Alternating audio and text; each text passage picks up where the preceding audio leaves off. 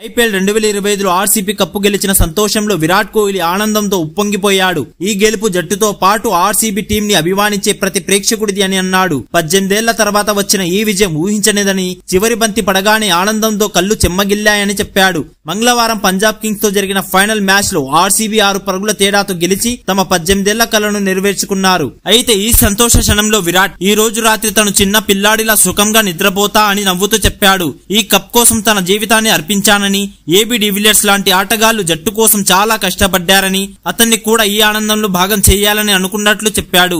ఆర్సీబీకి తాను ఎప్పుడు నమ్మకంగా ఉంటానని, తన గుండె ఆత్మ బెంగళూరుతోనే ఉన్నాయని, ఐపీఎల్ ఆడే వరకు ఆర్సీబీకే ఆడతానని గట్టిగా చెప్పాడు.